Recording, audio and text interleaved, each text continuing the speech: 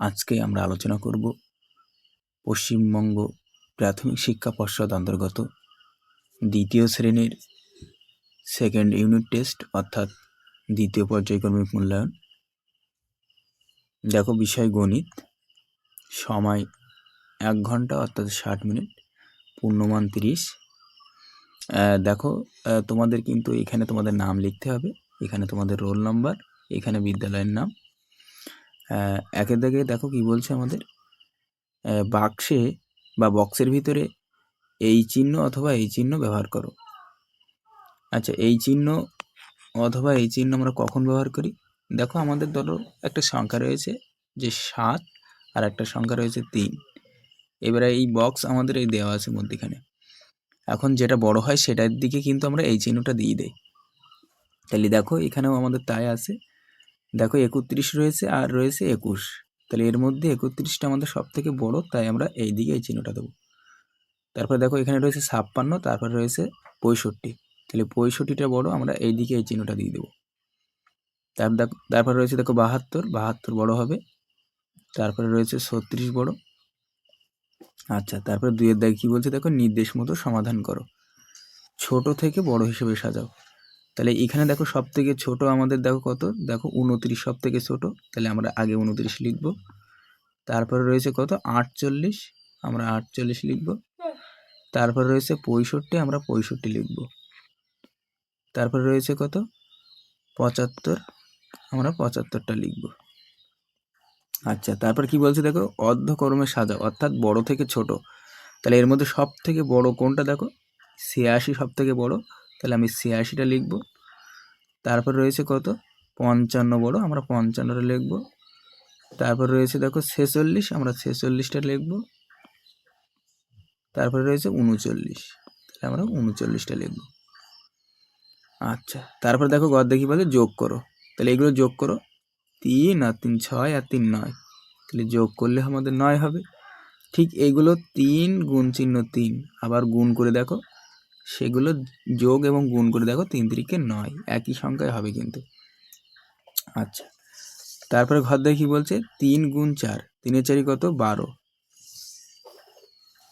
আবার 8, তার সাথে কত যোগ করলে 12 হয়, তাহলে 8-এর সঙ্গে দেখো 4 যোগ করো, 12 হবে।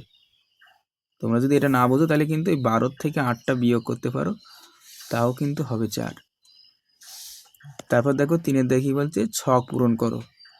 দেখো এখানে 4 5 20, এখানে 4 5 20 দেখেছো, এখানে 10 × 20, 10 × 20, এখানে উত্তরটা 20 হবে, আমাদের উত্তরটা করা আছে। দেখো 4-এর দেখি কি বলছে, যোগ বিয়োগ গুণ ভাগ করো। তাহলে দেখো প্রথমে যোগ আছে, 8 আর 5 কত হয়, তাহলে 8, 8-এর পর থেকে 5 গিরি গোনো, 8 9 10 11 12 13, 13-র 3 হবে কিন্তু আমাদের হাতে 1, 3 আর 3 কত হয়, 6, 6 আর 1-এ 7, তাহলে 73 হচ্ছে। তারপর দেখো 86 থেকে 58 বিয়োগ করতে হচ্ছে। তাহলে দেখো আমরা এখান থেকে কিন্তু এই 6টা কিন্তু আমাদের ছোট আর এই 8টা বড়, তাহলে ছোটোর থেকে বড় বিয়োগ হয় না, তার জন্য আমরা মনে মনে এখানে 1 ধরবো, অর্থাৎ 16 বানিয়ে দেবো। তাহলে 16 বানিয়ে দিচ্ছে যেটা, সেটা আমরা দেখি 16 থেকে 8 বিয়োগ করলে কত হয়, তাহলে 16 থেকে 8, 8 8 আর 8 দিলে কিন্তু 16 হয়। তাহলে এখানে হবে আমাদের 8, আর হাতে যে একটা ধরেছিলাম সেইটা আবার এই 5-এর সাথে যোগ করো, 5 আর 1-এ 6, 6 আর কত দিলে 8 হয়, 6 7 8 2 দিলে, তাহলে 28 হচ্ছে কিন্তু। তারপরে দেখো এইটার সাথে এইটা গুণ, কিন্তু এইটা একটু সরে এসছে, কিন্তু গুণ রয়েছে এটার সঙ্গে। দেখো 6 8 48-এর 8 হাতে 4, 6 9 54 আর 4 58, তাহলে 588 হবে কিন্তু। আর এটা ভাগ করো, এই অঙ্কটা ভাগ করো, 25-কে ভাগ করো 5 দিয়ে, তো 5-এর নামটা পড়ো, 5 5 25, তাহলে উত্তর হচ্ছে কত আমাদের, উত্তর হচ্ছে কিন্তু 5। আচ্ছা, তারপরে অঙ্ক দেখো 5-এর দেখি বলছে অঙ্কের ভাষায় সমাধান করো। কয় কি বলছে, 28টি আম 4টি থলিতে সমান ভাগে ভাগ করলে প্রতিটি থলিতে কটা করে হবে। তাহলে দেখো 28টি আম রয়েছে, 4টি থলিতে ভাগ করে দাও। তাহলে কি হবে আমাদের, দেখো আমাদের 28টি আম 4টে থলিতে ভাগ করতে বলেছে। তাহলে আমাদের নামটা পড়ো, 4-এর নামটা পড়ে 28 করো। 4 একে 4, 4 দিনে 8, 3 4 12, 4 4 16, 4 5 20, 4 6 24, 4 7 28। তাহলে 4 7 28 বিয়োগ করলে যে, তাহলে উত্তর কিন্তু 7তে হচ্ছে। তাহলে 7টি থলিতে কিন্তু ভাগ করা যাবে। আচ্ছা, তারপর দেখো খদ্দা কি বলছে, 26 জন ছাত্রছাত্রীকে 3টি করে লেবু দিলে মোট কটা লেবু লাগবে। তাহলে মোট ছাত্রছাত্রী হলো 26 জন, তাদের এক একজনকে 3টি করে দেবে। তাহলে 26 গুণ 3 কত হয় দেখো আমাদের, 26কে 3 দিয়ে গুণ করো, 3 6 18, 8 হাতে 1, 3 দিন 6 আর 1 7, 78টি লেবু লাগবে কিন্তু আমাদের।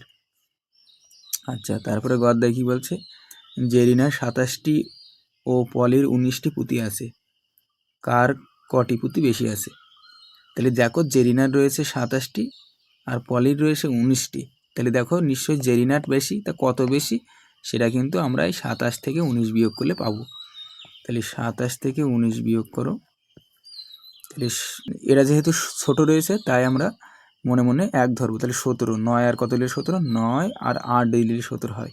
হাতে হলো আমাদের 1, 1 আর 1 2, 2 2 মিলে গেলো 0, আমাদের এই সাইডে 0 বসে না, তাহলে শুধু 8 হচ্ছে কিন্তু। তাহলে 8টি। আশা করছি তোমরা প্রশ্নটা বুঝতে পেরেছো। তো আমরা এই ধরনের প্রশ্ন আরও তোমাদেরকে নিয়ে আসবো।